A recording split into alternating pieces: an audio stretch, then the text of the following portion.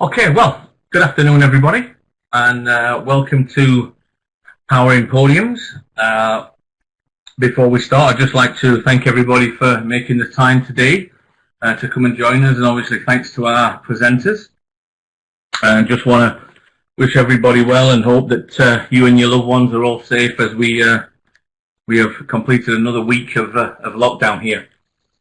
So today we're going to be talking about supporting athletes holistically during COVID-19.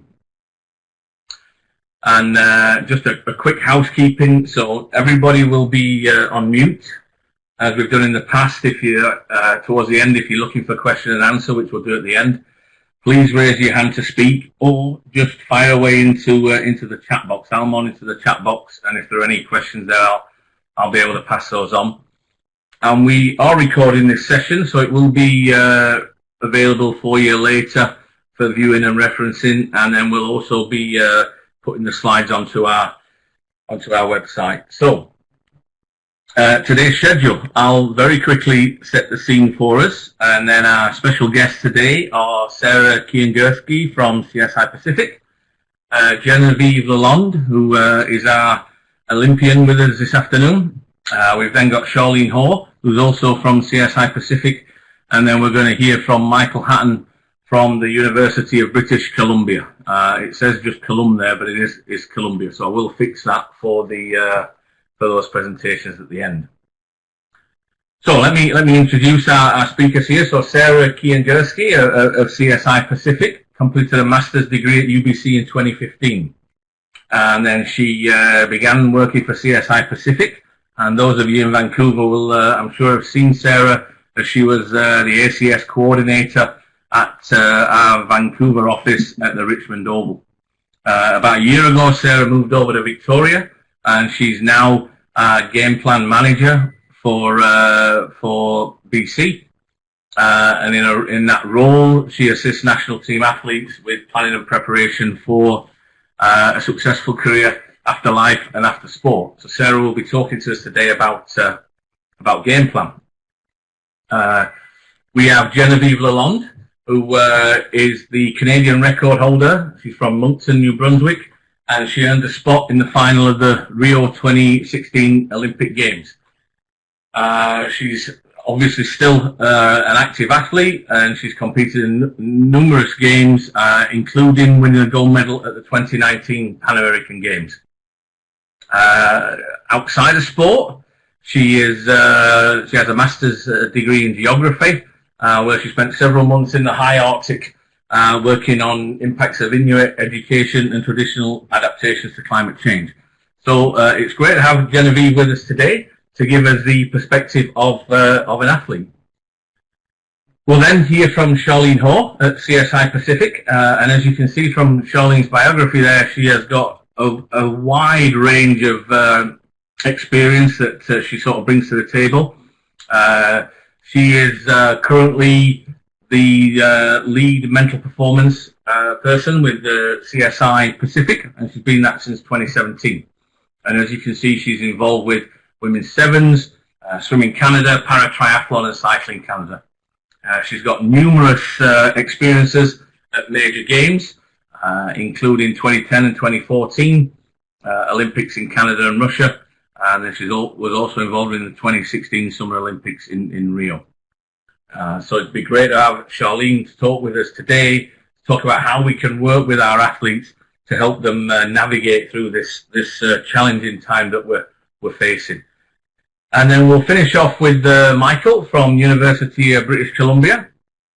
So Michael's got over 10 years of experience, has worked in many different sectors of the sport industry, grassroots, intercollegiate, and at the national level.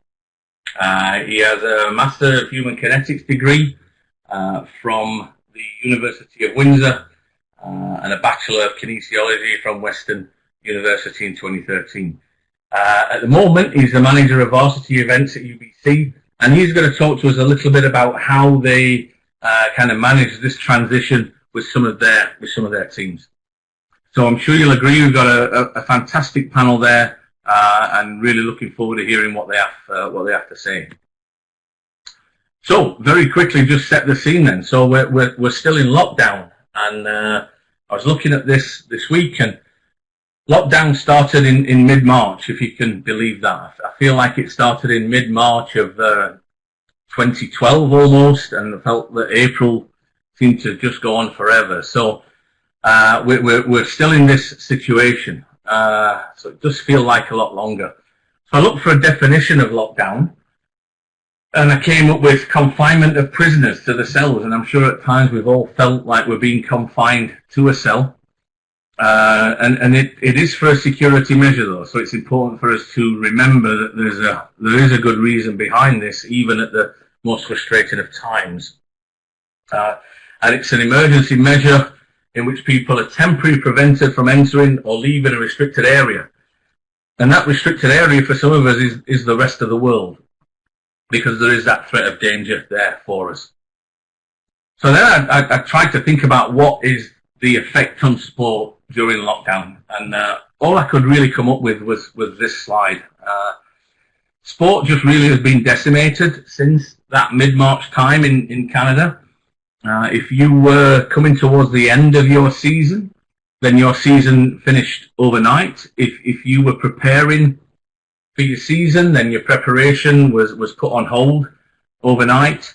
And if you were in transition, then you're still in transition, and you're going to be in transition for a long time.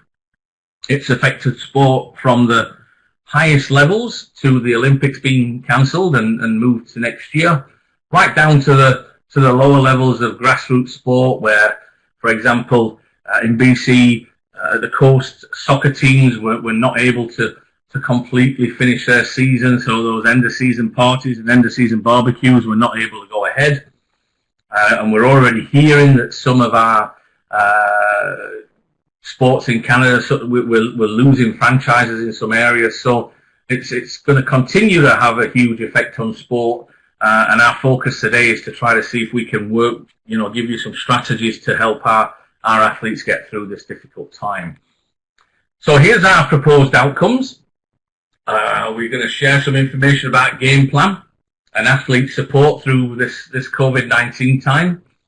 We're going to hopefully help you understand the athlete perspective on making the most of physical distancing and isolation. Try to share the importance of and some knowledge on service alignment and mental resilience. And then Michael will finish and we'll talk a little bit about exploring the significance of this team connection and end-of-season athlete recognition and celebration, and how we may be able to do that in this what we call new normal. And I said last week I wouldn't use that phrase again. So if you just bear with me a second, I'm just going to change presentations, and then we'll let Sarah get on with this. So just loading Sarah's there. I'll put myself on mute, Sarah, and the floor is yours. Awesome. Thanks, Andrew. I see it's still loading up here a little bit, but it should be on the screen now.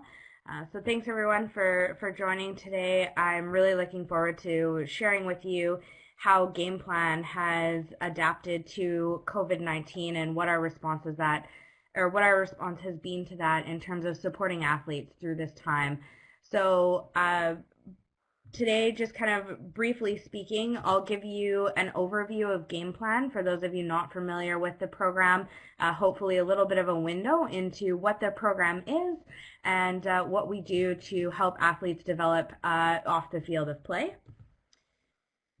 I'll then talk to you a little bit about our key partners and some facts as to kind of why Game Plan exists and the importance of the services and programs. I'll speak to athletes facing change throughout the pathway and how that might be happening right now. Also, why it's kind of an important model to consider, and there's a resource there that I'll share with you as well. Following that, I'll touch on our response to COVID-19 and what we've done in terms of increasing our program and making new opportunities available. So for those of you that don't know, Game Plan, powered by Deloitte, is Canada's athlete wellness program. Through this program, we strive to support national team athletes in living better and more holistic lives. The program really helps to develop athletes apply what they've learned as leaders in sport to the betterment of themselves and their communities. And it exists to create whole athletes that excel on and off the field of play, leaving them ready and prepared for life beyond sport. So many of our services and programs are organized and categorized through our 5 service pillars, which include career, community, education, health, and skill development. So we won't have time today to go into each of those things in detail, but you'll see throughout the presentation some of the resources will fit within each of those 5 pillars. And I do want to mention on the health end of things that a lot of our services and programs in this area have a primary focus on self-care and mental health as well. So we'll go through a couple of the key resources we've had for COVID-19, and of course, if you have any questions about specific programs or services, please don't hesitate to let me know. So Game Plan is a program that is provided in collaboration with multiple partners. It's a collaboration between the Canadian Olympic Committee, Canadian Paralympic Committee, Canadian Olympic and Paralympic Sport Institute Network, which includes CSI Pacific, in addition to Sport Canada. And we all collaborate together to provide the best resources we have to offer to our national team athletes. So you can see a lot of our key partners in this slide as well, being Deloitte, Morneau Shepell, RBC, and the Smith School of Business at Queen's University, who all offered varied opportunities for athletes to engage in professional, academic, or personal development.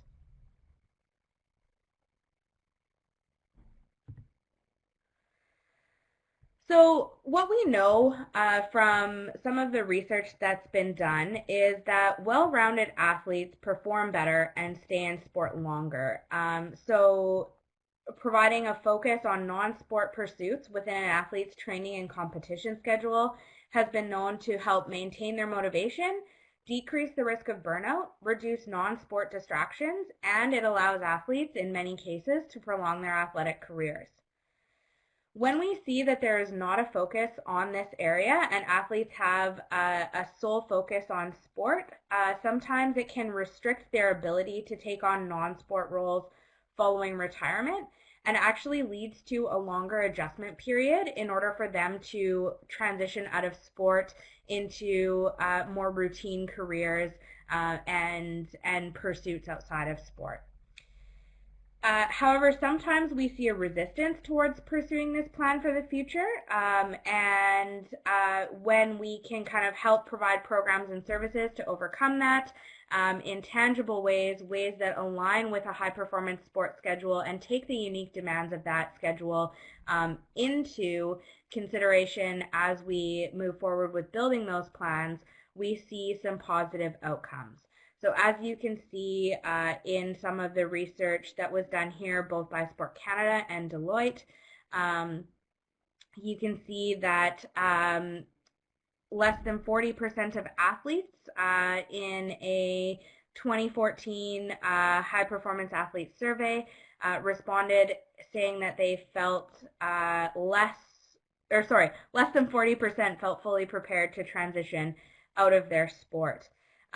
But if you see under the balanced lifestyle, 71% of athletes reported non-sport pursuits had a positive impact on their sport performance, and 61% of athletes that achieved a top 10 finish in their sport stated they lived balanced lifestyles while they competed, and that came out of a survey of 201 retired Canadian Olympic athletes. So we can see a lot of positive outcomes for athletes that are living balanced lifestyles and are working towards having a plan or pursuing other things for life after sport.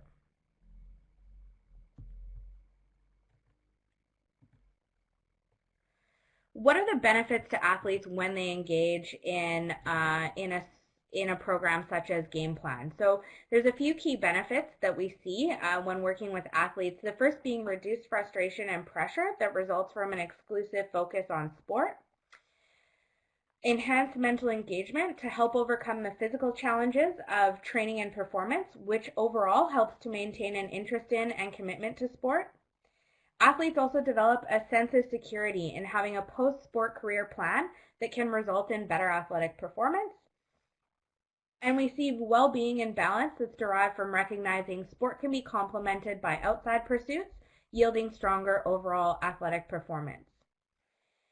So throughout the sport career, we know that there's a variety of changes occurring outside of sport, and these include things such as an athlete's psychological development, their psychosocial changes, and any kind of career-related or academic changes outside of sport. So athletes transition throughout the entirety of the athletic pathway, not just at the very end when they're retiring from or leaving sport. And the services and programs we have been developed to address this. So originally, Game Plan was kind of known as an athlete transition program. Since its inception, it's grown into a program that helps support national team athletes throughout the extent of their national team pathway, not just at the end when they're ready to retire from sport. So lots of services available for many different groups. And you'll see this in our eligibility criteria. It should be reflected in there. So who can access Game Plan? Game Plan is accessible to current and former national team athletes that meet one of the following criteria. So an athlete that is currently Sport Canada AAP carded, an athlete that's part of senior national team who is not Sport Canada carded, an athlete that is part of an NSO-led training group and verified by the NSO to be on a national team, senior national team pathway, and Sport Canada AAP alumni. So those athletes who have retired from sport or lost carding would receive full access to Game Plan for up to 2 years following their last date of carding. And those athletes as well, there is a little bit of flexibility within that criteria too for a select number of our programs. So in many cases, it's full eligibility for up to 2 years with a couple additional programs being available beyond that. And we mostly work with athletes who fall within an Olympic, Paralympic, Para-Pan Am, or Pan Am discipline. So I just wanted to share this model to kind of frame the conversation on where many of the athletes you're working with will likely fall within this model. This is a developmental model of transitions faced by athletes. It's been produced by Woolman and Lavallee. If you click the hyperlink at the bottom, I'm not sure if it will actually load for you, but that's linked to the paper this model comes from. If not, following my presentation, I'll open it up and I'll share the link in the chat box. So overall, when we look at athletic level, most of the athletes at a provincial level are likely going to fall within the development, bringing on mastery space of their overall sport careers. Many of them will fall within the adolescent psychological level as well. And when we see adolescence, we move toward a psychosocial level where individuals are now prioritizing relationships with their peers, so friends and relationships with significant others, and coaches in addition to parents. So the primary focus of the athlete's psychosocial connections can sometimes change when they get to that adolescent level and really relies heavily on interactions and community amongst peers. So I wanted to kind of put this slide up to sort of talk a little bit about the current situation we're in and how it relates to kind of this model. So many of you are working with athletes that are in the development stages of sport and are adolescents. So we know that they are placing a significant level of importance on their peer relationships.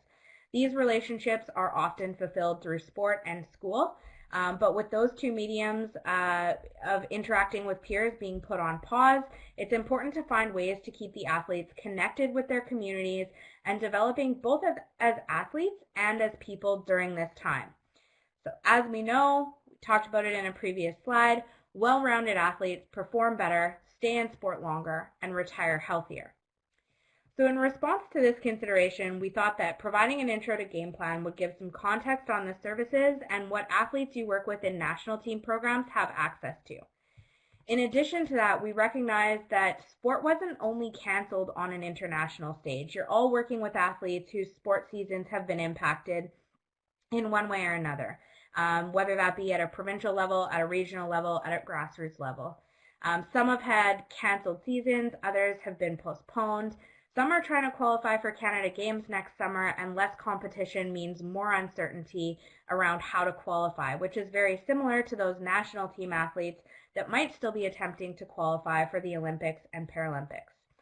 So as you can see, the effects of COVID-19 on our sport world are felt by many, if not all, and I wanted to share with you today some tangible takeaways and our learnings from Game Plan, hopefully things that you, your coaches, and your athletes can access right away, and ideas on programs or services you can adapt to share with your groups. So at Game Plan, what did we do? Well, initially when training was kind of put on pause, we used this model, which is on the next slide that I need to flip. There you go. We used this model to help develop our plan to the response of COVID-19. So I don't want to spend too much time going through the details of the model on this page, but I will briefly say that we used it as the foundation for our response. And because this isn't an acute event, the graph will likely build upon itself. So for example, in the early weeks of isolation and physical distancing, athletes might have been coming to terms with the impact of physical isolation. However, as they learn that their seasons or the Olympics, the Paralympics, their provincial championships, their national championships, if those had been postponed, it could cause things to revert back to a previous stage and begin again, which could potentially make things a little bit more challenging. Of course, there is a little bit of concern about the dip into sort of the disillusionment phase, and our initial focus was on ensuring that if athletes reach this stage of the model, they know that they can get help and that we can help them with coordinating this. So essentially, much of our plan was guided by this model.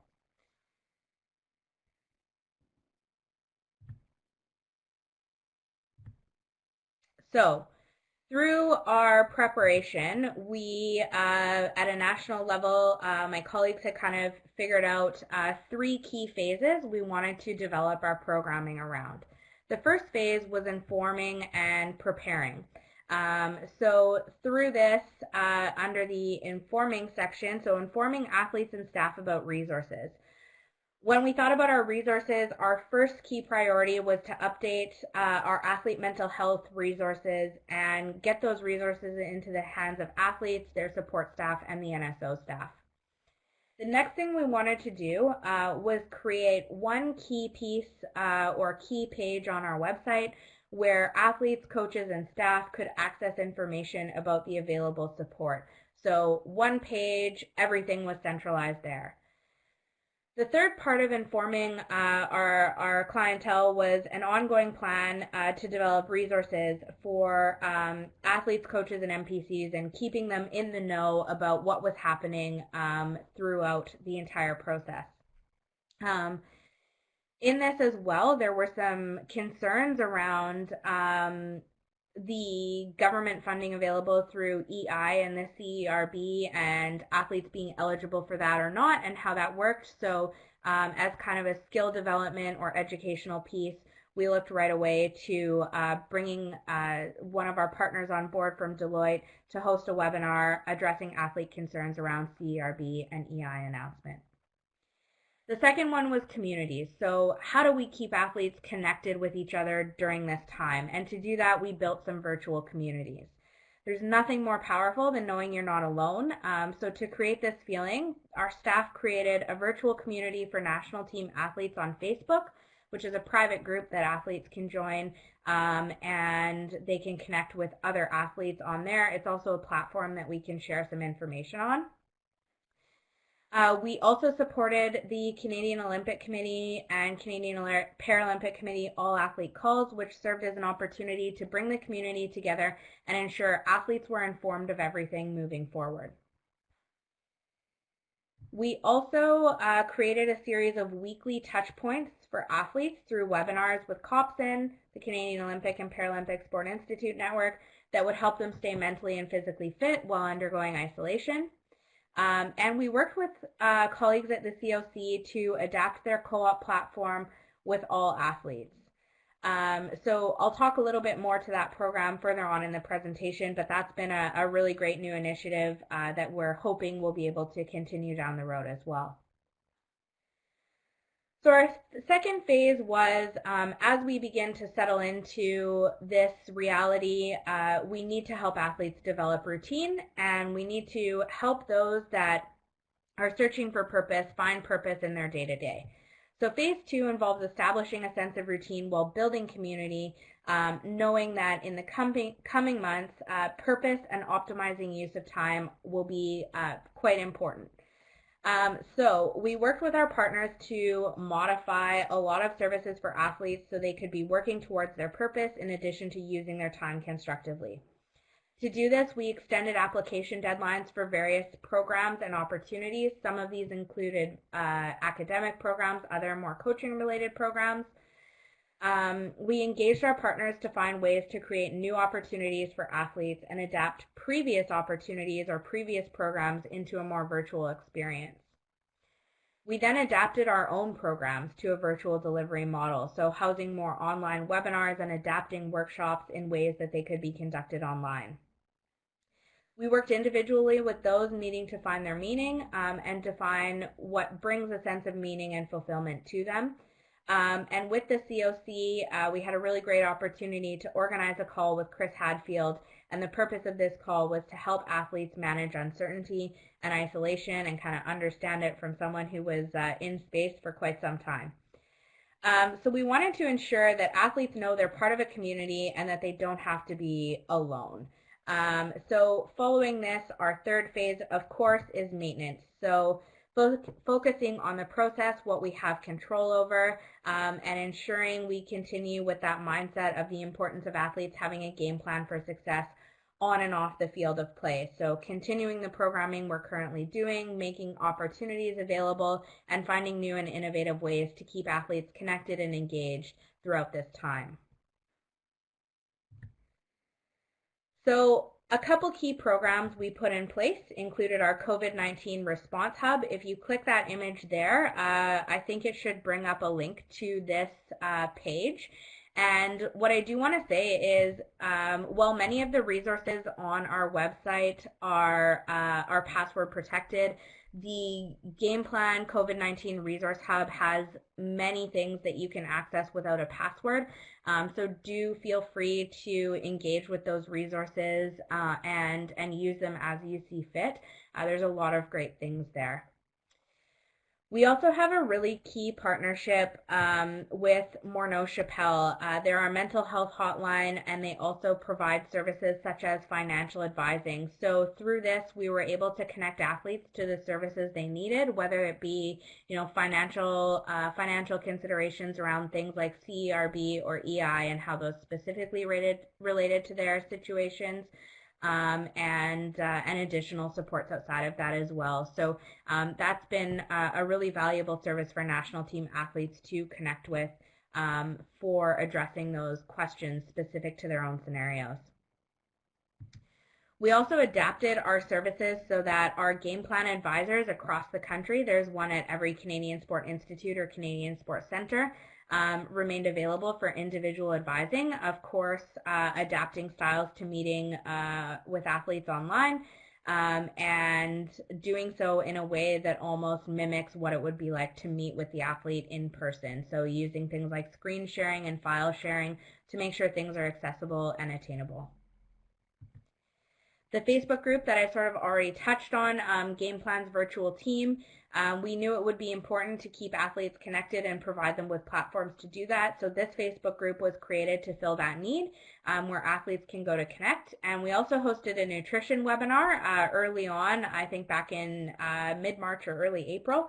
And we used the Facebook platform as a place for athletes to post photos of their favorite recipes that created a cooking competition following that nutrition webinar, and athletes could go on and upvote each other's pictures and things like that, so that was fun. We also have increased the occurrence of our webinars and created collaboratively across the Copson network to create the Copson Advantage. So we provided that one webinar almost immediately after the CERB was announced to address any of those sorts of questions. And our webinars are now occurring almost weekly or bi-weekly, being built off of the topics we hear coming up most frequently where athletes are demonstrating need. COPSN across the country has aligned to create the COPSN Advantage, opening up their webinars for athletes across the country, not just those in their region. And in addition to that, those athletes are now, those webinars are now open to more levels of athletes. So if there are provincial levels of athletes who could benefit from this information, for this time anyways, they'll be able to register to attend those webinars. And there is a link later on the next slide just with a couple of resources you can click on. We've created the athlete co-op calls, and these calls are an initiative driven by the Canadian Olympic Committee and supported by Game Plan. There's 4 calls per month, 2 for athletes considering retirement and 2 for those looking to kind of stay motivated.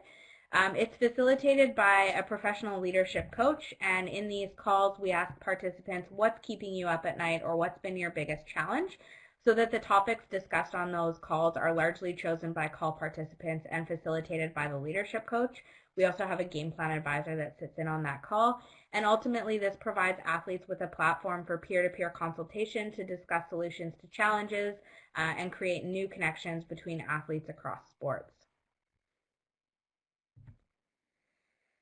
Lastly, the COC hosted a couple of Team Canada calls as a way to bring the community together, address any concerns or questions athletes had about the status of sport during this time and where things sat with the games. So those were a great way to really connect with athletes and have them all provided an opportunity to ask the questions that were kind of bringing about uncertainty and things like that for them to really address those with the most up-to-date and accurate answers available.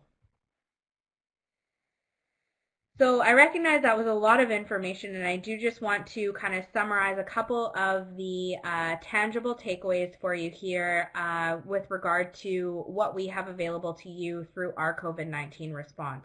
The first being our COVID-19 resource hub that's linked on that slide there, where you can access any services and programs that don't require a login. There's some great things on there, everything from self-care to mental health to webinars and quick self-help kind of guides there around various topics. We also have a Managing Uncertainty guide, which was developed in coordination with the Canadian Centre for Mental Health in Sport. If you go up to the top right-hand corner where you see files, there should be one that says GP 2020-0224. That's the Managing Uncertainty worksheet, and you can download that and share as you see fit. The workshops and webinars that are hosted via the COPSN Advantage are open for registration. There's 2 great talks coming up in May, one on kind of sleep and any sleep disruptions, and another one on what things could look like and recommendations for athletes when they return to training. The other one that's really easily accessible for those athletes that are looking to develop in the career space, which is adaptable to wherever the athlete is, whether they're a high school athlete or a high school athlete or kind of in their early 20s. There's some great kind of starter points on WorkBC through the Career Toolkit where they can build their career blueprint, explore careers of interest to them, and the Career Compass program provides them an opportunity to finish quizzes on abilities, work preferences, and subjects, and through that gives them kind of recommendations on careers that might be of interest to them. So that's accessible to anyone and is a really great resource for those looking to kind of start and plan career. So in a nutshell, that is our COVID-19 response, and hopefully through that there are some tangible resources you can take away and share with your groups and things that you might be considering adapting for your groups as well. But we'll take questions at the end, I think, if anyone has any. and I'm happy to answer any questions you have related to curiosities or things around the programming we have available and the game plan program in general. So thank you again, everyone, and I will pass the microphone over to Geneviève, who will run over her presentation for us. And by passing the microphone, I do mean virtually passing the microphone, just to clarify that point. So thanks, everyone. Thanks, Sarah. Geneviève, just give me a second here, and I'll load your presentation up. Okay, no worries.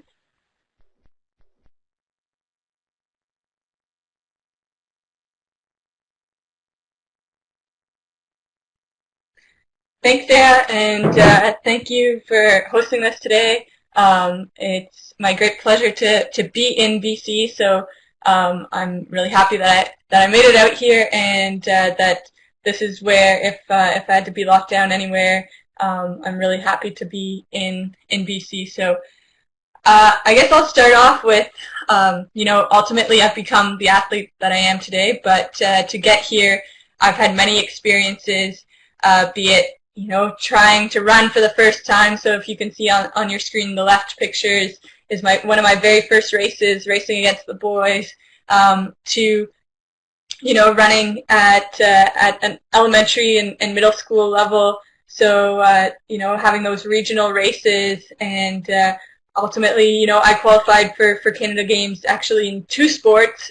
So in the Winter Canada Games, I played squash, and then in the Summer Canada Games, I did track and field. So, got to compete at that level, which ultimately led me to compete for university, where I competed at the University of Guelph during my education there. And, and then that kind of led me to where I am today as an Olympian and World Championship finalist. But I also understand the other side of sport, where the more recreational, the road runners. So no matter where you are in the situation, there's gonna be some kind of effect that this whole situation has brought upon us, and you're gonna face some kind of adversity to it. So before I get into my specific situation, how I've adapted and such, I would like to touch a bit on my 2019 season and how I got to be in British Columbia in the first place. So I think I could just, there we go. So the beginning of my 2019 season was amazing. It was incredible. It was actually, in some regards, the best year of my life. I won our national championships in both track and field and cross country. I set the Canadian record again. I hit my qualifying standard for the Olympic Games. I won the Pan Am Championships in Peru. So that was another marker to knock off. And then I also made it to World Finals in Doha. So the World Track and Field Finals were there. And, I got engaged to my fiance. So all of these incredible things happened last year. And it was, really great. But there were a lot of also unseen difficulties. So this is actually a picture of my final lap heading into winning the Pan Am Games. And there was a girl that unfortunately fell and had to be carried off on a stretcher. But literally it was like milliseconds before I jumped over this barrier. And, if you know track and field, you're not allowed to step on the inside, and you're not allowed to go around the barrier because you'll get disqualified. So I'm in a situation where I have to keep moving forward, but at the same time you're kind of clenching, hoping, and trusting on everyone else that you'll land on the other side and be okay. So there was a lot of these situations that happened in 2019, not only in this race, but in life in general. In some regards, it was also the most difficult year of my life. I learned so much as a human, as an athlete. It began with heading down to to China for my very first race. I hadn't had time or the opportunity to go over barriers, these physical barriers that are in our race. So I was practicing on park benches and stuff because I just hadn't had access to them. Sometimes it's really hard to get access to them, and things had just kind of aligned that I hadn't had access to them. So I got into my first race, hadn't jumped over a barrier. I was homesick. I was in China, so it was just, I don't know, I went through this kind of homesickness, and that was what started off my season. Then, I had a bit of an emotional season. I competed the most that I've ever competed, so I was traveling all the time, constantly jumping from Europe to South America to back to Canada, to across Canada, to all over the place. And then at the same time, I was trying to, spend as much time as I could with my fiance. And ultimately, at the end of the season, we ended up in the hospital because he crashed in one of his races. And so we're dealing with that. And then to recap that all, I got to World Championships, and before I even competed, I had this realization from discussing with many people that I was going to have to end a 10-year relationship with my coach because he was going through some personal stuff that I couldn't help support him with, and ultimately led to a whole other series of things. So I worked with Dave Scott Thomas from the University of Guelph, and we had worked together for 10 years, and then ultimately, I had to end that relationship. And so I headed into World Finals, being lost, sad, and having dealt with all of this, and knowing that once I finished my competition, I was going to have to head home to tell my fiance that we needed to move, and we needed to leave our friends and family and figure out a new life heading into the year of the Olympics. So it was quite an intense year, but ultimately we ended up in BC, and we were ready to take on 2020. We've both got incredible teams. John, my fiance, works with the Triathlon Center here in Victoria, and I've worked with Hilary Stellingworth, the head coach at University of Victoria, as well as Joël Bourgeois, and many other who are part of my team and created that. So I've been incredibly well supported, and so we headed into the 2020 season ready, and I was feeling fit. I ran a Pan Am Cross Country Championships here in Victoria. I won, and I was really ready. And then everything happened with COVID. So this is a picture of myself when I learned that the Canadian Olympic team was going to pull out of the Olympic Games if they were going to happen in the summer of 2020. So this is myself on my parents' television screen addressing this situation. And I decided to take the approach that, this was way bigger than the Olympics. This was way bigger than anything that I was trying to do. This was, global health that we were talking about. And so, there were people in way worse situations than me. I had a home, I have a place, I have a team that I'm working with, and I have the ability to train, albeit different than before. But I understood that, I was going to do what I could. And so I decided to come out and talk to my community and share with them that, it was going to be okay. We were just going to have to adapt to this new situation and find a new routine. So I'm using this new normal because for us it's a day-to-day thing. It's figuring out, where you're going to work out, what your office is going to look like. And so instead of getting ready to compete in big stadiums, my team and I came up with new plans, and a new plan that included, training from home, doing hurdles in my backyard, and going back to the basics of training and making sure that, instead of getting ready for a race, we're making sure that I'm staying healthy and that we're mentally and physically prepared if a race presents itself. And also just ensuring that, I'm happy, and that also included, finding a balance. And, like for everyone, this means figuring out how to find the right type of balance.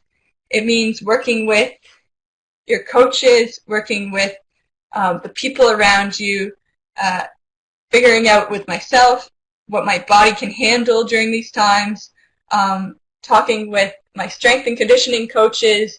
Okay, how can we do strength and conditioning from my backyard? And also, talking with mental performance coaches, talking with Sarah and understanding, okay, how can we progress in life while also being constrained to the walls around my house? And how can we figure out how to continue on this path, albeit, now we're not looking to the summer, but we're looking to, next summer and beyond. So just kind of trying to figure out how to find a balance. And, I've worked with my fiance and we've come up with so many different types of things that we can do, but also ultimately it involved being really creative. And so in a time when we're dealing with everything, we decided that we were going to make a new schedule. We were going to start off, from scratch. What time were we going to wake up? What were we going to do? What were we going to eat? How were we going to manage our schedule so that, we didn't go stir crazy? Because you're talking about two athletes who are often outside, really busy, trying to be involved, but at the same time, are also trying to be the best in their sport. As Sarah mentioned, spending a lot of time with your peers and your training partners. All of a sudden, I'm doing a lot of my training alone, and we're taking turns on the trainer inside, and passing off materials that we can find in our house to use as weights and stuff like that. So ultimately, it took a lot of creativity, and we've now managed to kind of find a new routine. This picture is actually something that we decided to do. It was kind of on a whim. One afternoon we were being silly, and we decided to do these indoor sports. So we came up with all kinds of different sports that we could do in our living room. And it started off with, just running in place and doing a bike too. Ultimately, then I did a triathlon inside, and we were actually challenged by Claire Hughes to come up with some Winter Olympic sports. So those videos haven't quite come out yet, but you can check out my Instagram. I've got the other videos up, and maybe in the next week you'll see these Winter Olympic sports coming out. So this is me bobsledding in our living room and being creative.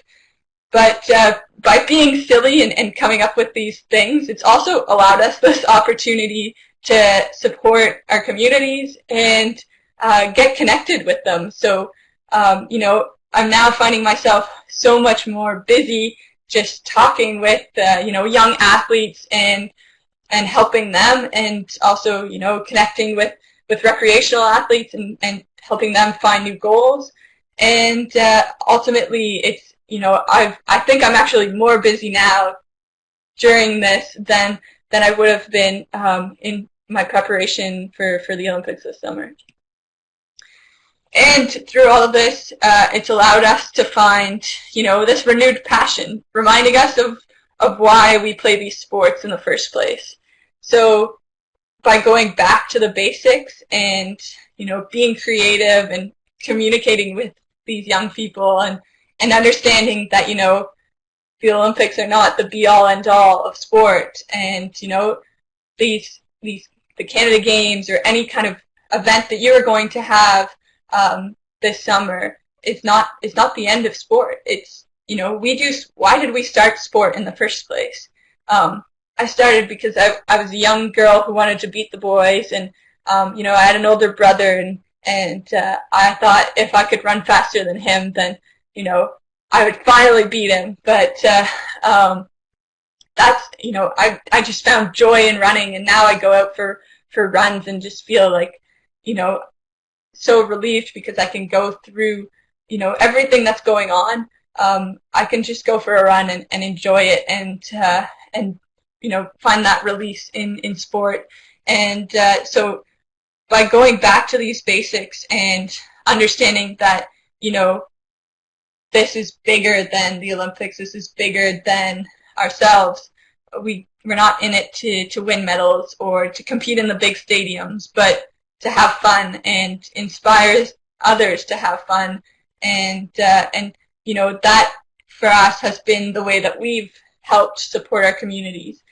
You know, not everyone is a frontline worker, or you know, not everyone has those skill sets, but what are the skill sets that you do have that you can help support your community, and you know, and help your frontline workers and help everyone so that we can get through this, you know, better on the other side. So when the time comes, we'll be ready to perform, and ultimately everything that we've learned throughout this process and during this period is going to help us. And so once we, you know, stand on that start line, and once we have to go over those big obstacles and those big barriers, we'll be ready, and we'll be even more prepared than we would have been otherwise, because, you know, we've all gone through this together, and we'll have a bigger team on the other side. So I hope this helped, and I'm going to pass it on to Sharleen. Thanks, Jen. Yeah, some great memos in your presentation about how you've adjusted to change, not just during this time, but over the past year. So thanks for sharing a bit of your story with us. As Jen mentioned, Sharleen is coming up as our next presenter. She's our lead of mental performance here at CSI Pacific, and we'll speak a little bit to how they've adapted to this time and how they've aligned services for both mental performance and mental wellness across the country. So I'll turn it over to you. Thank you, Sarah, and thank you, Andrew, for inviting me to be part of this webinar this afternoon. I find that these opportunities to connect with our communities is quite a privilege. So again, I thank you for inviting me. So I'm just going to try and move my slides here. There we go. With unprecedented events, often comes unprecedented actions. And in my field of expertise, this particular action is unprecedented.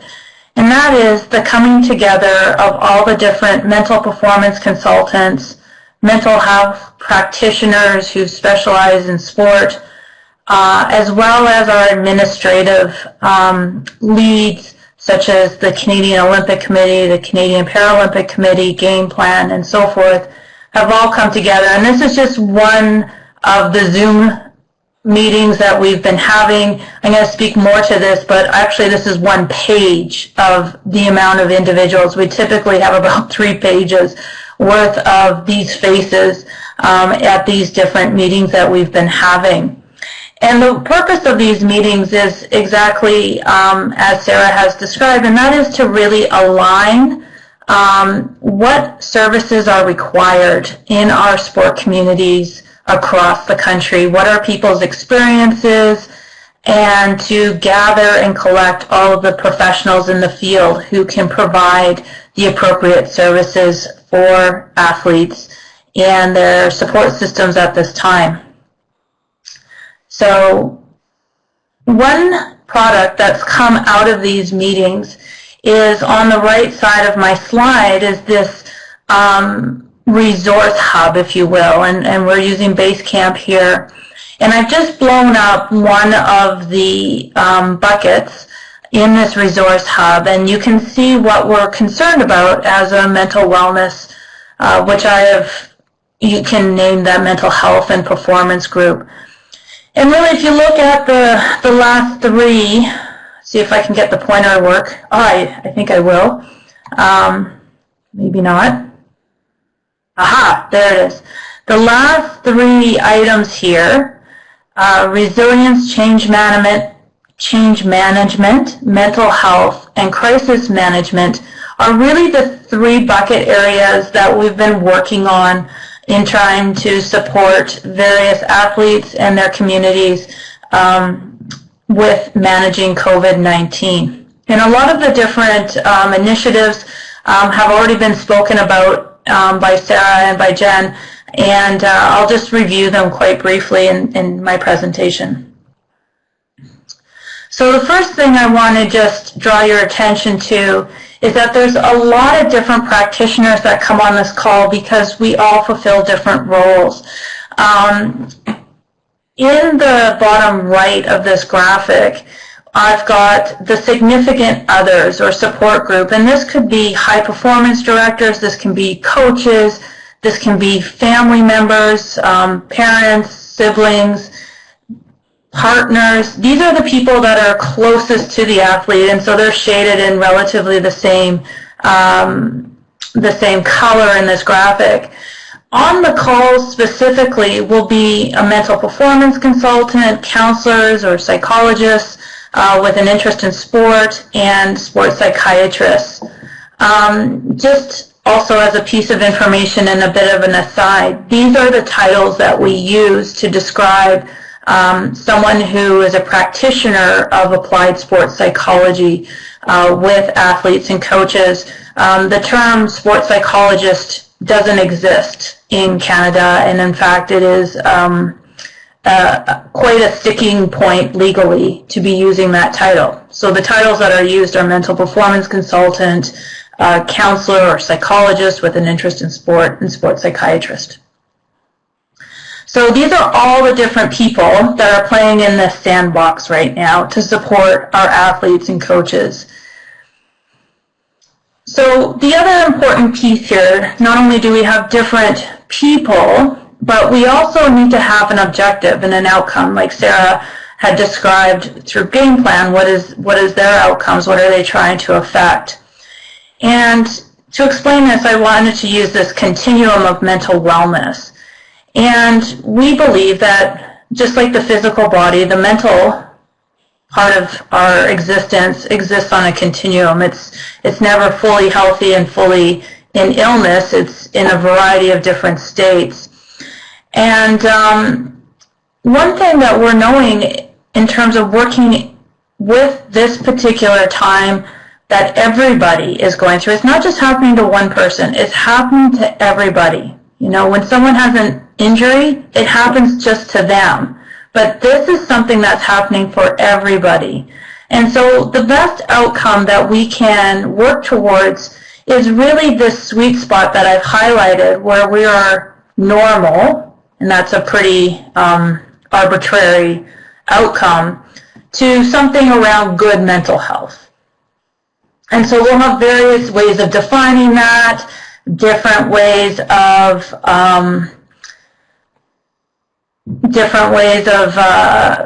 coming to understand that, but that's what we're searching for.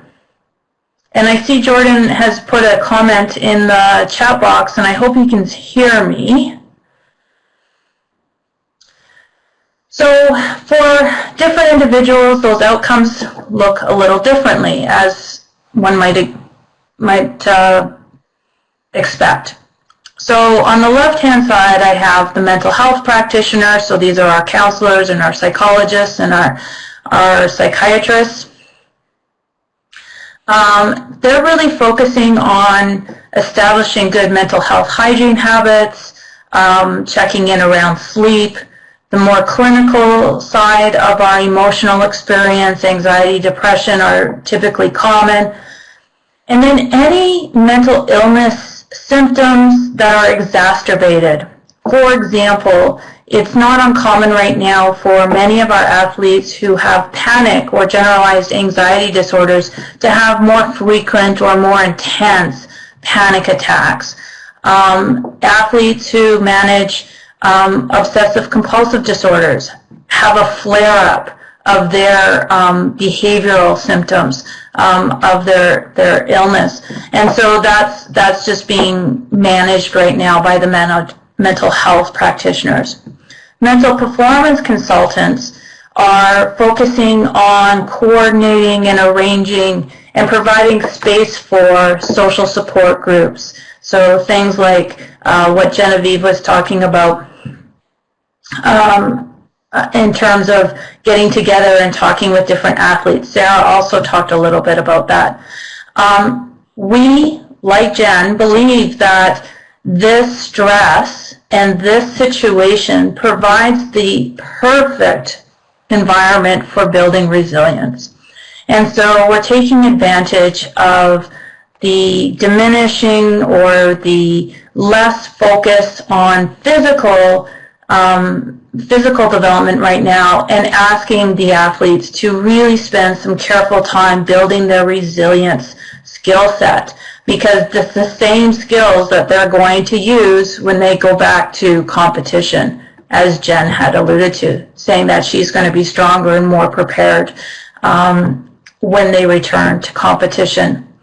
We also are working quite diligently around communications and making sure that communication is brought to the athletes, that coaches are able to find ways to communicate. We're working on the platforms to facilitate conversations. We are asking questions so that we can enhance the communication at this time. And one of the other important things that we're working on is just really normalizing what emotional experiences are happening right now.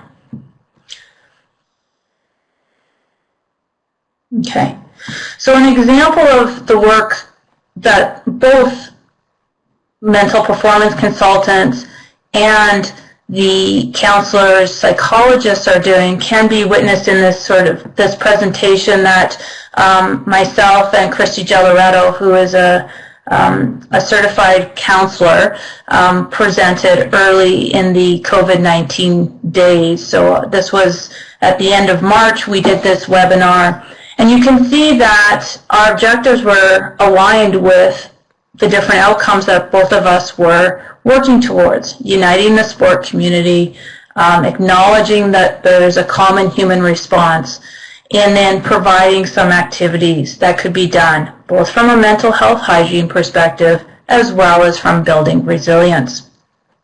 And that webinar is available for you on the Powering Podium on demand with CSI Pacific.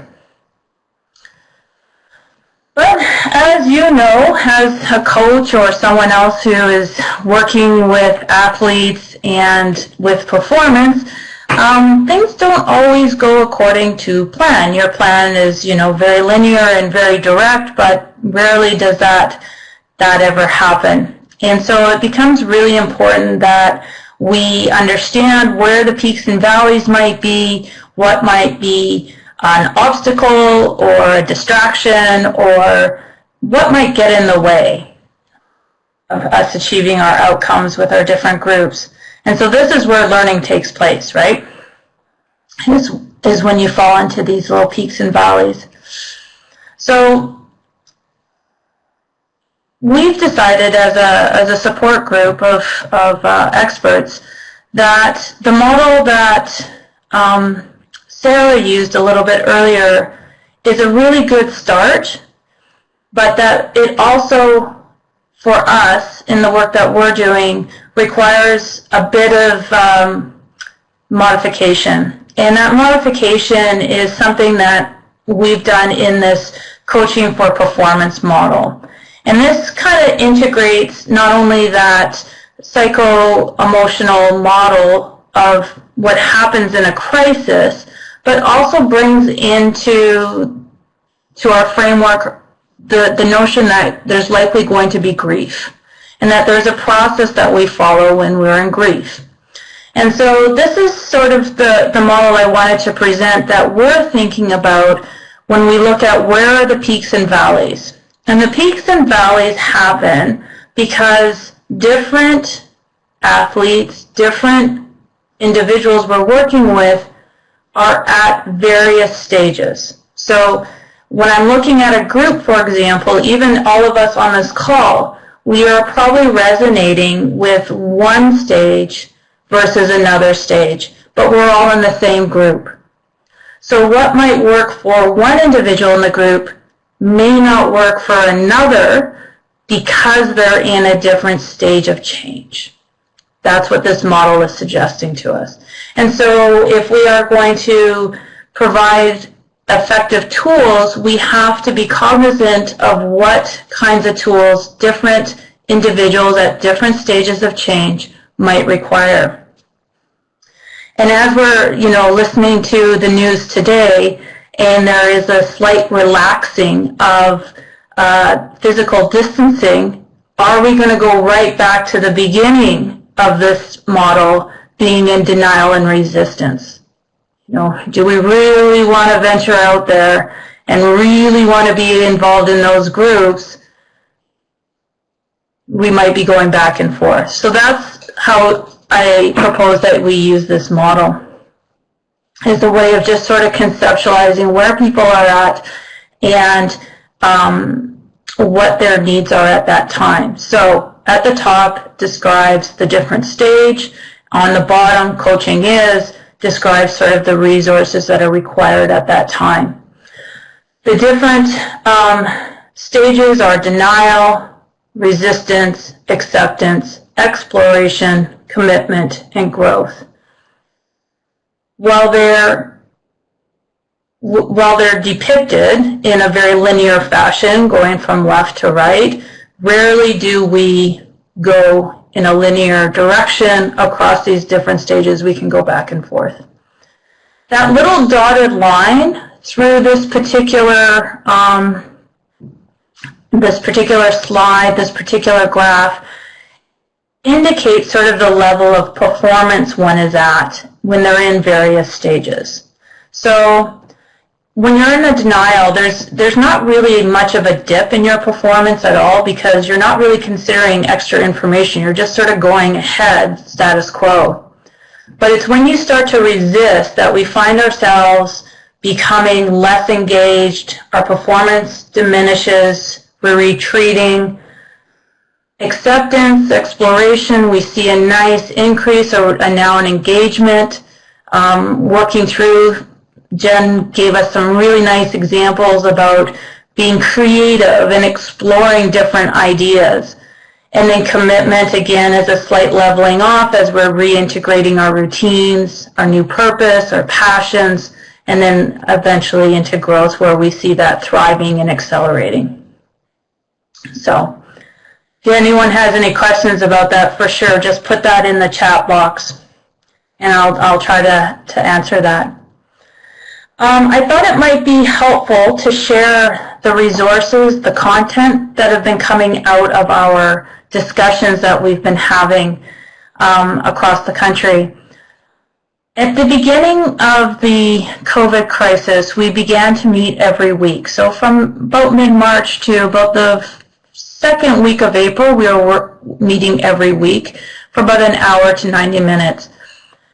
Now we're meeting every 2 weeks. But our contributions to the resource page, that Basecamp site, is ongoing and it's daily. So what I did is I took my favorites, the ones that I felt were quite powerful, and I put them in a PDF file for you that's called Podium, or Power Podium May Handout. And so that's on the top box of the slideshow today.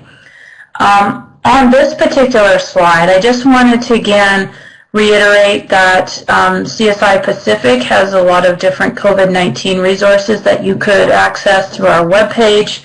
The COPSN Advantage webinar series that Sarah talked about is excellent. It is just fantastic, and I would encourage you, highly encourage you to register for those. They're well worth their time.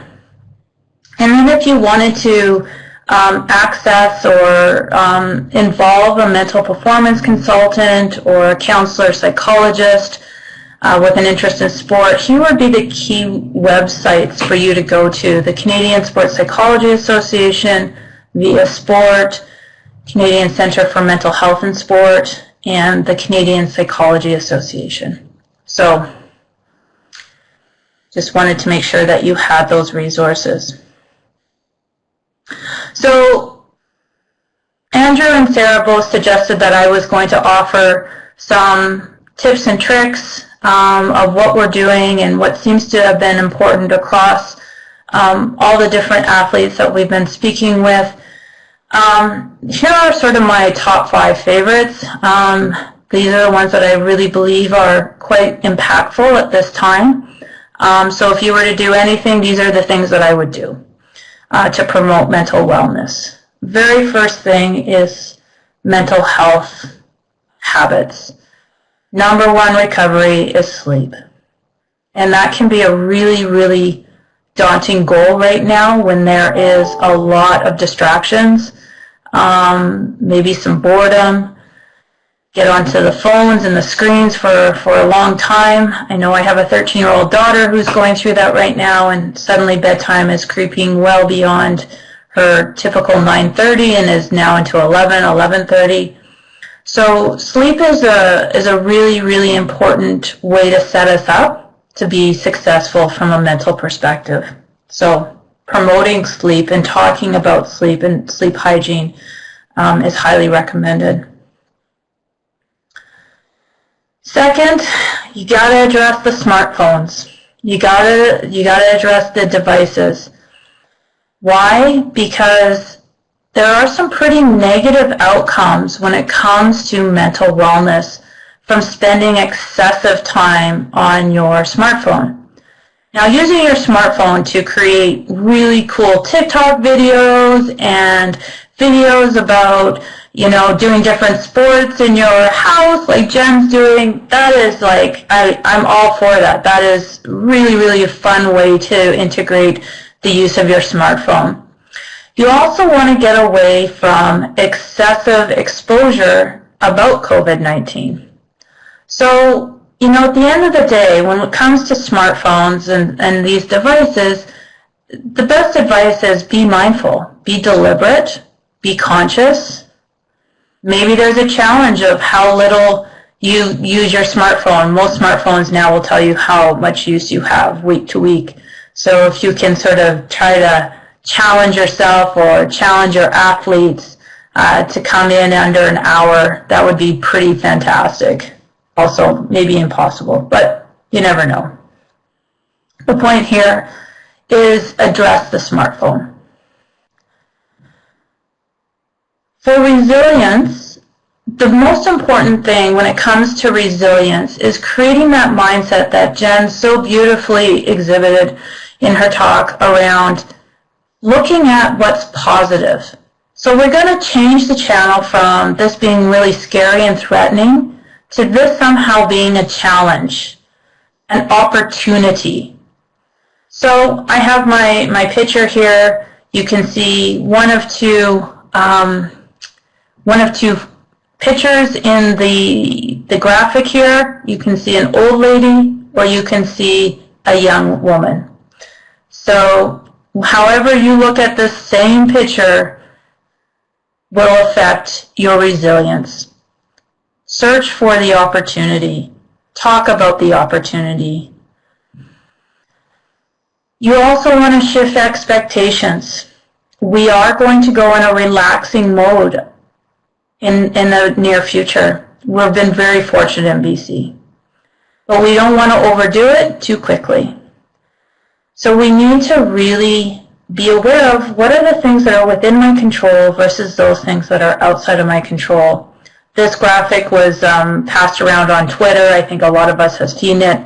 But it's an awesome, awesome graphic to just sort of give you ideas about what are the things, again, that you can control.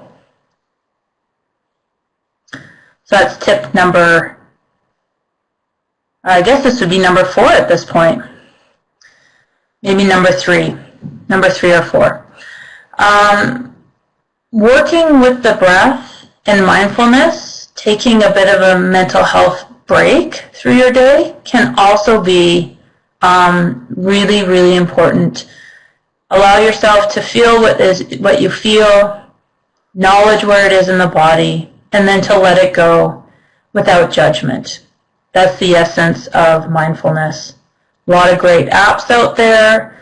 Calm app right now, the Coaches Association has a special relationship with the Calm app company, allowing everyone in our community with the link, which I did include in the handout, for 30-day free trial.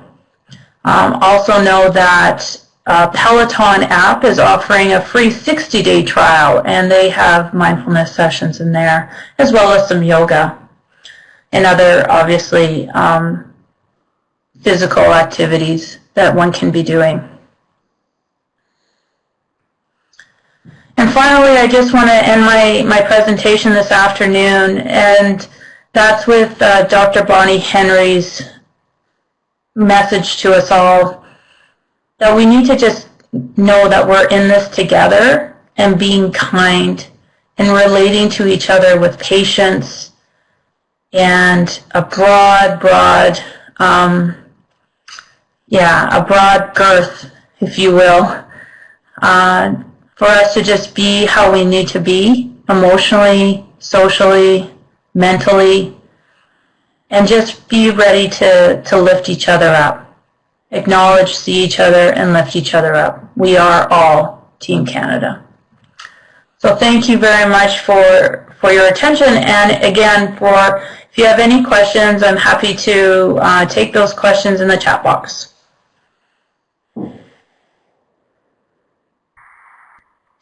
Thank you, Sharleen. Definitely some great takeaway messages and things we can all implement into daily life right now in those slides, and also following this too. So thank you very much for that. Next up, we'll have Michael Hatten from UBC. He's the manager of varsity events, and he's going to speak a little bit to UBC Athletics Big Block event and how they had very quickly transferred such a big event to a virtual platform for their athletes to still enjoy. So without further ado, I'll leave it to Michael to lead us through their adaptation of Big Block. Perfect. Thank you, Sarah. And thank you, Sarah and Andrew and your team for putting on this event, and also to the other presenters and the participants. I think one of the themes we've seen is just being connected, and that's exactly what we're doing right now and sharing best practices. So I think this is great. And yeah, as Sarah mentioned too, I'll just be speaking to UBC, how we adapted during COVID-19, and you know, took a event that was important to us and just made it virtual and accessible online. And really, in this way, we were able to provide our student athletes with some sort of recognition and closure to their season. I'll also, just before I get started, I'll also just acknowledge that UBC is a fairly large institution. So that being said, you know, the real intent of this presentation is just to spark some ideas and get you thinking creatively on, you know, different routes that you and your organization might be able to take to connect and engage with your athletes. So just a pretty brief agenda here, but I'll give you some insight into UBC Varsity Athletics. What is Big Block? You know, it's our awards banquet, but I'll just give you you know, the elements and the pieces that are put together for that event to happen. I'll then talk about how we pivoted, and then end with some tangible takeaways. All to say, really, you know, we're going to explore the significance of team connection and end of season athlete recognition. So UBC Varsity Athletics, as you'll see, you know, it's 26 varsity programs, approximately 650 student athletes, and numerous coaches and administrative staff. I think the point that I'm trying to get across with this slide is that, you know, with all of our athletes, and I think Andrew alluded to this, we're all facing this differently. So facing it together but differently. So within UBC, you know, we had teams that were finishing their seasons, we had teams that were just beginning their seasons.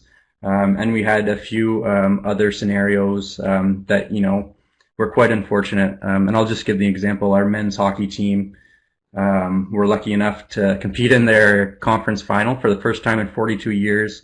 They then proceeded to nationals, so they flew from BC to Halifax.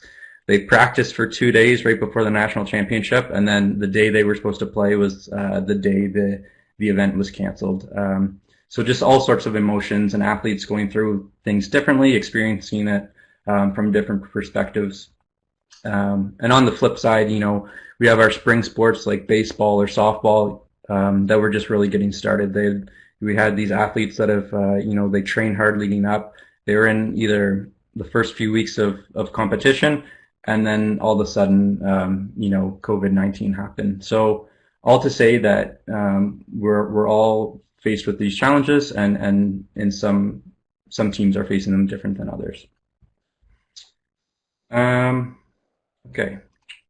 So next up, Big Block. So I'll just give you some context and some reference to what Big Block actually is. So to many, it's just our end of the season athletics award banquet. But at UBC, it's much more than that. It has a 90-year tradition, over a 90-year tradition. So postponing or canceling an event like this was just non-negotiable, just because of the tradition it has.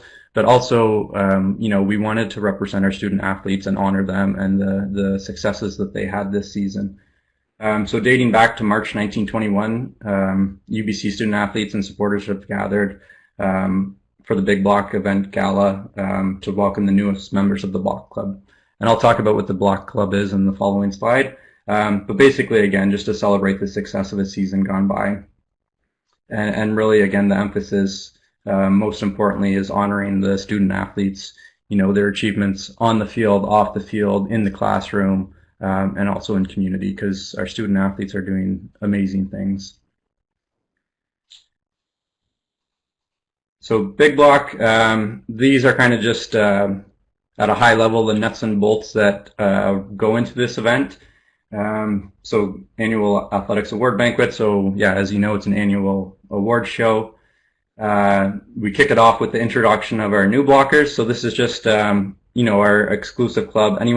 Any athlete that's used up 2 years of their eligibility, they're kind of inducted into this club. And the Big Block Club spans over 10,000 blockers now, they're called. And it's just, that's how we kick off the event. They're marching in with the marching band, et cetera, et cetera. We move right into the awards after that. We have service awards. So again, these are not necessarily student athletes, but anyone could be a student athlete, anyone in the community that, service awards are generally doing impactful things outside of sport. We have 6 individual athlete awards, male and female rookie of the year, male and female athlete of the year, and then male and female graduating athlete of the year. The Thunderbird Athletic Council, that's our student group. So, of course, we try to get the students involved as much as possible. They do their, address midway through the show, and they present their own awards as well. Over the course of the evening, we also induct our Hall of Fame inductees. In prior years, this was a bigger part of the program, but we've progressed just to keep it to, the inductee element, and this year we continue to do that. The Thunderbird Rings is also another exciting part where, we acknowledge all graduating Thunderbird athletes, and they all walk across the stage and get presented with their ring. And then to wrap up, we have the Big Block final video, which is a mashup of all the highlights of every sport, and it's something the students and the audience look forward to every year. And then, so I put together a few pictures just to give you kind of, again, trying to just lay out the scope of the event. So it's held downtown Vancouver at the Vancouver Convention Center. And each year it seems to get bigger and bigger. This is a photo of last season, 2019. You can see we have 6 screens going. We have a production crew, roving cameras, and the whole bit. So we really do try to make the night special for our student athletes. And again, this project it's a huge team effort. So our varsity athletics team, we have a very talented marketing, communications, the alumni team tags, and student athlete services, and of course I have a small events team as well. Moving on, just another photo to give you a better idea of scale. So roughly we have about in person around 900 guests attend. So 650 of those are the athletes, and then of course the coaching and support team. We do also invite some VIPs and alumni and some guests and some university administrative folk as well. A couple more photos, just two more quick ones. So this is just a snapshot of all the coaches, and I think this is important. All the coaches are in one place because this is the group that most closely supports our athletes. They have the most contact and influence, and it's great to have them all in one place with their athletes on this night. And then lastly, this is what it's all about. So ultimately, it's the celebration of the many significant accomplishments of these student athletes. It's a really athlete-focused event. It's all about having fun and celebrating their success. It is, because we do have spring sports, it is a little bit odd. The majority of the sports are wrapped up, but some are just starting. But nonetheless, we're still celebrating success of past season if it is a spring sport. And yeah, I think we just encourage you as you start to think about ways to either wrap up your season or postpone it, just to how to really be athlete focused. I think so early March, as our we were getting ready to send teams to national championships, some teams were coming home. We soon realized, I think mid-March, that a mass gathering was not in our reality. So realizing, I like the way Geneviève said it. It's bigger than one event or one sport. We took the approach that we needed to pivot and we needed to make it happen. And as you saw from the photos, we had a pretty large event to scale down and to take it online. That's the approach we took. We did decide to keep the same date. So historically, the event is always generally before exams, but at the last week of classes, usually around that April 1st week. And we decided to keep the same date for a few reasons. One, to keep any semblance of normalcy together, and two, everyone already had the time blocked off, so it's an evening event. And we kind of thought if we could create this show, maybe people would keep their calendars blocked off, and everyone could enjoy it just as if it was really happening. So that's the direction we did with the date. And again, at a high level, this is what it boiled down to. So these are the four elements that went into it. And it looks so simple, a pre-recorded show, but really, again, it's a huge team effort, and whenever you're going digital, it helps. And we have a very strong marketing and communications team. But basically, they put videos together. They created their own graphics. We had slides. We had audio. We had a virtual host and voiceover. Any scripting or any introductions that we needed, and we made this pre-recorded video. From there, we wanted it to roll out in a live format, and luckily we found a partner, Year Media, and they're actually a partner of ours. They run the platform for Canada West TV, which is the conference we play out of, and they really helped us out and essentially did this pro bono for us. But it was important to have a live format, again, because we wanted to create, the feeling of an event, the feeling that you had to sit down at this time and watch it. No one could skip ahead and reveal the winners of the awards. It was unfolding live, kind of, again, just to make it feel like a spectacle. From there, and again, so the great thing about Year Media, they did all the behind-the-scenes work. We gave them our video, and they basically created an embed link so that we could just put it on our landing page. So we had it on our Thunderbird landing page. It was password protected. The first showing, we kept it to the original 900 guests. We may have expanded it a little bit, but that's how we unrolled it the first night. And we did have a live chat feature. This was a little bit of a challenge, but we ended up, similar idea, we used a provider called Arena, and we actually capitalized on a free trial, to be honest. So this was a program none of us had used before, and it worked really, really well. We did do some things just to pre-moderate, and I'm glad we did, but basically, you know, just to preserve the integrity of the event, we just, anyone that wanted to participate in the live chat, they just created an account with their email address, and then we pre-approved the messages as they came through. And I have a photo of that. You'll see some of the interactions that we were able to have. All in all, to say again, it looks like 4 little bullet points, but we did have you know, the luxury of our administrative staff in the athletics hallway, and it was a great team effort, and everyone kind of pulled together in the right direction, so it was great. Next, I'm just going to show you, normally I show you a video, but just with the web platform sharing, I thought it might just be a little bit safer to show in a slide format. So I'll just kind of unravel. This is just a singular award and what it kind of would have looked like. So basically, we announced it. We'd move into a description of the award. The text was kind of flowing in the Star Wars kind of style, and we had it narrated by our MC, so you could watch along there. Next, we had the finalists kind of unraveled one by one, and of course, the MC was highlighting their accolades and their achievements for the past season, and we had them. Here you'll start to see the live chat. So I don't know how closely you can see this, but it was an interactive chat. You could like comments, you could reply to comments, you know, and just have fun with it. And this live chat, I'll speak to it a little bit later, but just another way to really connect athletes and make them feel like, you know, to Sharleen's point, you're not alone. We're into this together, and just, you know, how can we stay connected? So once the finalists were revealed, we the winner, the recipient, was announced, and you know, this is much more impressive in a video format. The cutout of the athletes slid over. These were live videos. We had music going, and it was. I thought the marketing team actually really did a great job on this.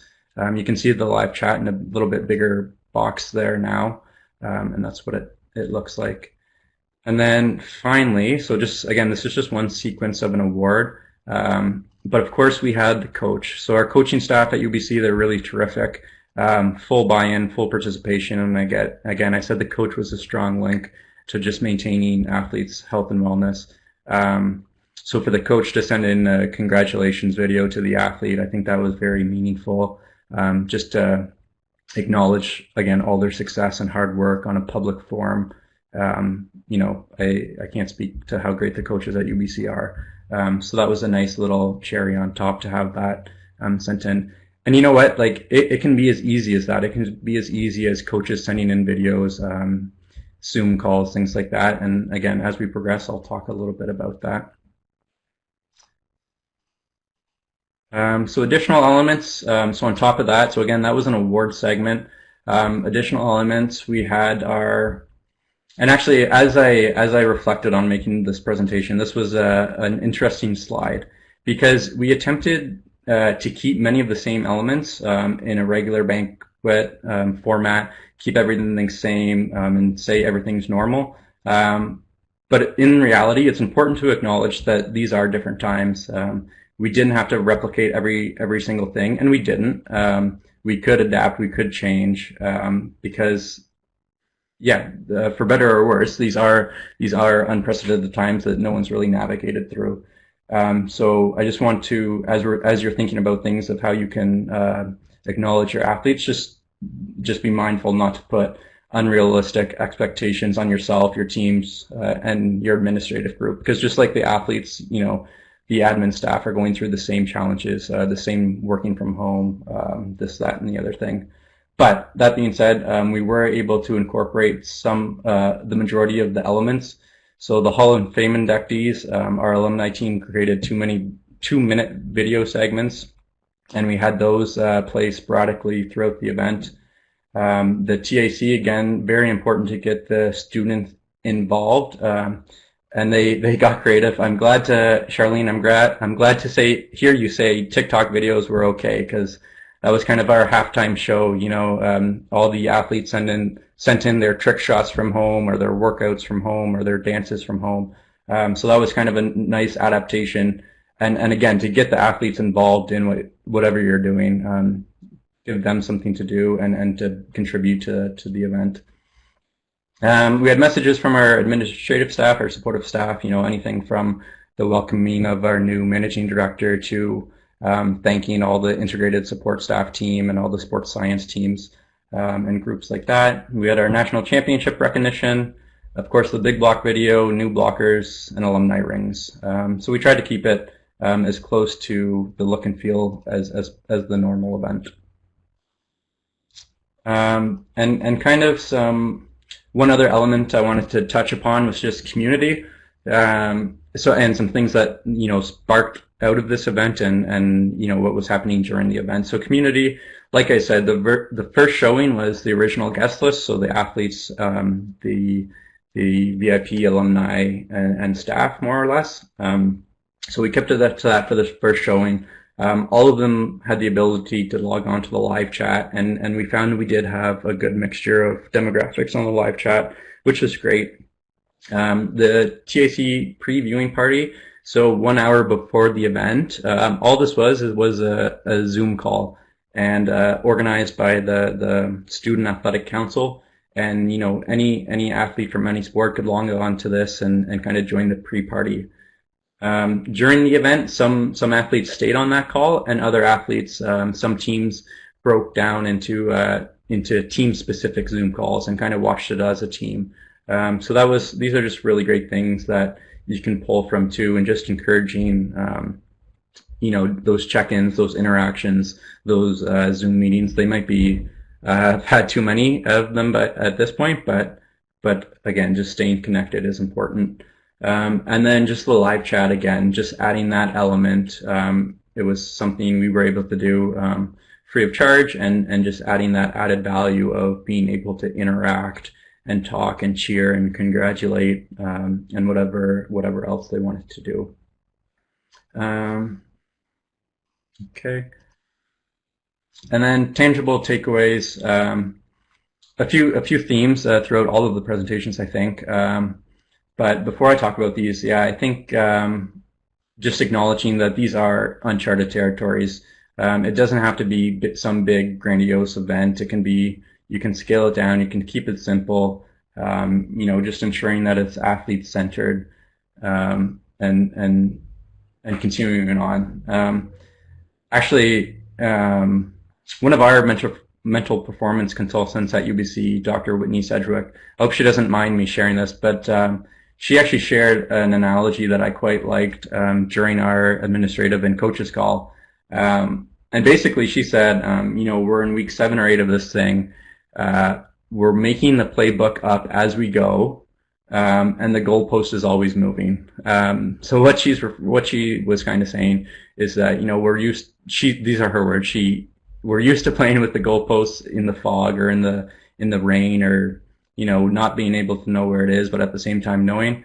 In this situation, she kind of referred to the goalpost is constantly moving, and you're making up your playbook. So what it comes down to, I think, and what we'd like to offer, and similar to what Sharleen was saying, athletes, what they need right now is connection and resources, and your athletes best, how often to check in and that sort of thing. But connection and resources, and then from our end, we need to stay present and support. So just that connection, whether it's Zoom calls, whether it's some sort of awards banquet or athletic banquet or event, just to get everyone together in a fun atmosphere. Those are some of the things you can think about. But again, I think the important thing is just to acknowledge that, just because this event did happen doesn't mean we can just shut down and not follow through with things that we would have normally tried to attempt. So if you are headed into as you begin to think about, if your season's ending, if it's being postponed, if it's being canceled, just the importance of providing athletes with recognition and closure to their season during these challenging times. So those, I know I didn't elaborate on the tangible takeaways, but hopefully, like I said, it just sparks some sort of ideas, or if you get creative and think of other ways. But feel free, that's the end of my presentation, but feel free, I've left my email address there to reach out, any questions, or we can answer questions in the chat box as well. Yeah, thank you for listening. Many thanks, Michael. So let's just open up and see.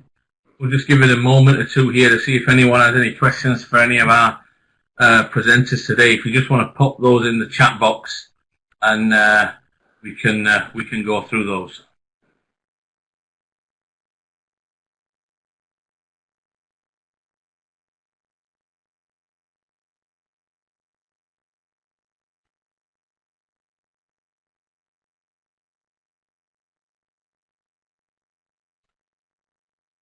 Okay, well, thank you very much. We'll wrap up there. So, obviously, many thanks to Geneviève, Michael, Sharleen, and Sarah for the time today. That was great. Really enjoyed that those presentations, and we'll have those up for you as quickly as we can on the CSA CSI Pacific website.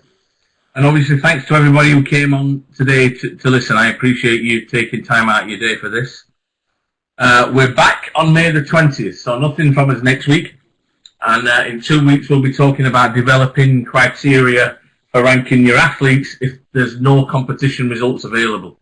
So that's going to be one a little bit more around some of the work that we do at CSI Pacific on a regular basis in terms of enhanced excellence and some of the other things that we do. So thanks, everybody. I wish you well, and hope you have a good week, and I'll finish with Go Tigers. Thanks a lot. Bye-bye.